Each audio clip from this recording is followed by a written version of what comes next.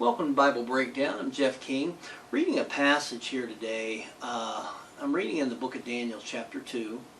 And it's the passage where King Nebuchadnezzar has a dream, but none of his wise men in the realm can give the interpretation of the dream. So he decides to kill all the wise men of the realm. Nebuchadnezzar does. And they come to Daniel, who was, even though he was a Hebrew, he was one of the wise men of the realm in that time. And they came to him and they told him what was going on.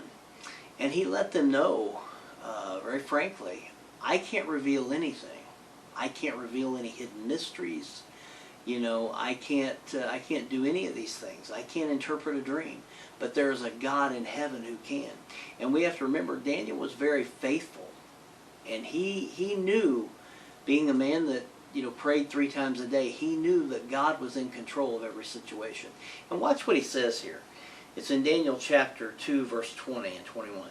Daniel answered and said, Blessed be the name of God forever and ever, for wisdom and might are his.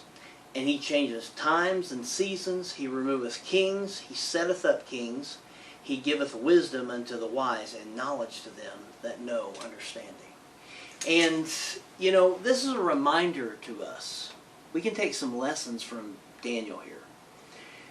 He was a man that realized that God was in control of every situation. Do you ever feel like your life's out of control? Do you ever feel like the politics in the world is out of control?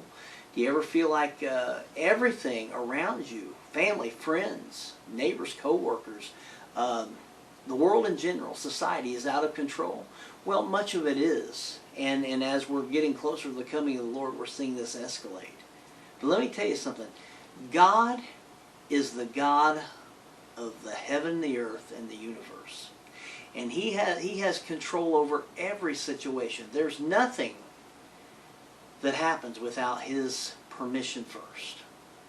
And Daniel knew this. Daniel says here, there is a God in heaven that changes the times and the seasons. He raises up kings. He lowers kings. He puts them out of power when it's time.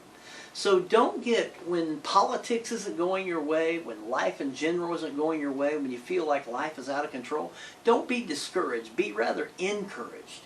Because the Lord lets us know in the Scriptures, in the book of Daniel here, lets us know that we serve a God that knows the beginning to the end.